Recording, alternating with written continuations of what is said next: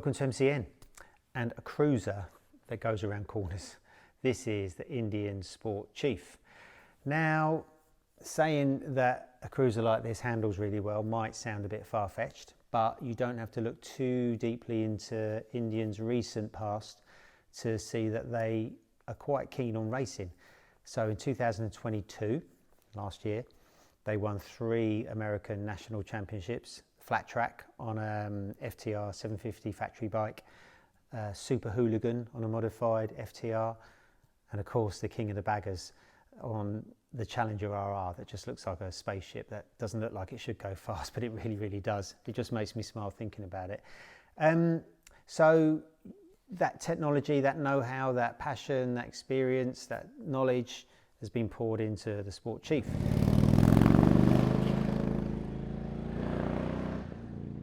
So before we go on and talk about what makes this bike tick, let's talk about the Chief model range in general. So in a nutshell, it consists of traditional air-cooled V-twin cruisers powered by Indian's 1890cc Thunderstroke 116 engine.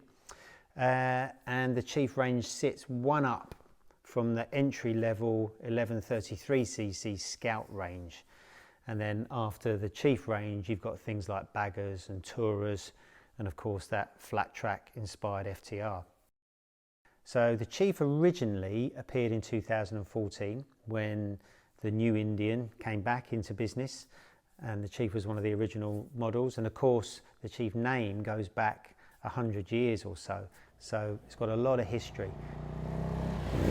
The Chief range was overhauled in 2021 to celebrate that centenary, and it had a new engine, tubular steel chassis, bodywork, and luxury is like a circular touchscreen dash, keyless ignition, rider modes, LED lights, and a 12-volt charger point. So until now, there have been 3 Chief models. There's the Chief Dark Horse, the Chief Bobber Dark Horse, and the Super Chief Limited. And the Sport Chief, which costs £19,995, it's not cheap, is the latest addition to the range. So the thing that makes the Sport Chief a Sport Chief is basically in the chassis. So Indian have kept the engine the same, but it's fitted with KYB forks and longer travel twin Fox shocks. They're up from 75mm travel to 100mm travel. And they kind of add poise and ground clearance.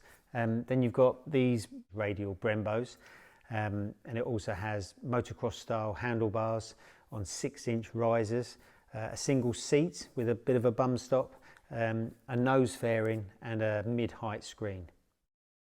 So let's talk about its sporty nature first. So we are on its world launch. We're in Girona in Spain. And we're riding on a mixture of roads, the normal kind of roads you'll find on the launch, but there's more than a fair share of very twisty roads. They're the kind of roads that would be heaven for a supermoto, but hell for a cruiser. So this weighs 311 kilos, which is monstrously heavy, but once you kind of get used to the ebb and flow of how it moves, once you're kind of used to that weight, which it carries really well, it actually handles superbly. So the Indian's really fluid when you're going through corners, which is really surprising on a bike like this. And that's down to the new suspension. The suspension's kind of really controlled. It's not crashy. It gives you lots of support, lots of feeling. The Pirellis on this are really good. There's loads and loads of grip. The front and rear brakes are powerful. So you can brake hard into a corner. You never feel like you're going to run on. The ABS never comes in. The steering is quite light, remarkably light for a bike like this. It's really, you know, you turn in, you think, wow, this is really good. And you come out of a corner, because it's so kind of weighty, that helps the tyres dig in. It's not really a disadvantage. And you've got loads of grip coming out the corners, and it is very enjoyable flowing through corners. This bike hasn't got any traction control, but the kind of mechanical grip and the chassis setup is so good, you never miss it. But there's a but, and that's the ground clearance. So Indian claim that the new suspension has kind of freed up another degree of lean angle. So it's now got 29.5 degree lean angle, which isn't enough basically. So unless you hang off the top half of your body like Maverick Vinales, you're always going to scrape the pegs, which is a real shame. I mean, scraping pegs every now and then sounds good, feels good, but it slows you down. It's not a great thing to do. And it really disguises how much potential this bike has got. So this bike handles much, much better than it's got ground clearance for. So if it was me and I had this bike, I would try and find a way to jack it up, put different pegs on, something like that, just to really appreciate how well it handles, because it's almost a travesty that the ground clearance stops you having as much fun as you could. As for the way it goes coming out of corners, well, Indian always stay tight-lipped about power figures. This engine probably makes about 90 bhp, but it's all about the torque. This makes 120 lub-foots of torque. To put that into perspective for you, that is 19 lub-foots more than a supercharged Kawasaki H2 SX. So it's got a lot of torque at low revs. So you don't need to work the engine hard for best results. You can thrash it, and it is quite long gears. You can hang on to gears between corners, but this bike's all about just grunting out of corners, and it is quick.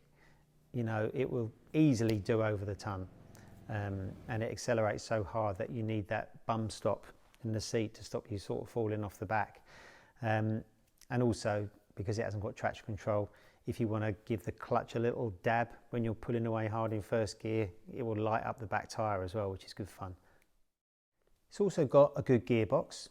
It's a big cruiser, a big V-twin after all. It's not going to slice through gears like a GSX-R1000, but as long as you're kind of slow and deliberate with the gears, then they're nice and precise, and they just slot home sweetly.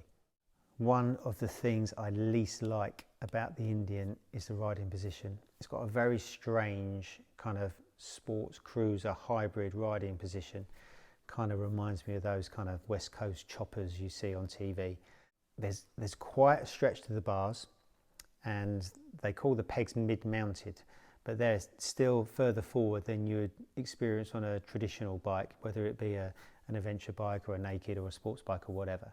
So you find yourself in a strange hunch where you're reaching for the bars and your legs are forward. And when you first get on the bike, if you're just used to normal bikes and you're not used to cruisers or chopper style bikes, it feels quite unfamiliar and quite unnerving almost at first, and you kind of wonder how you're going to control it all. The bike feels quite heavy when you first get on it for that reason. You don't feel quite like you're in control. That feeling you get used to, and it kind of disappears after a while, but it never completely goes away. It always feels a little bit awkward.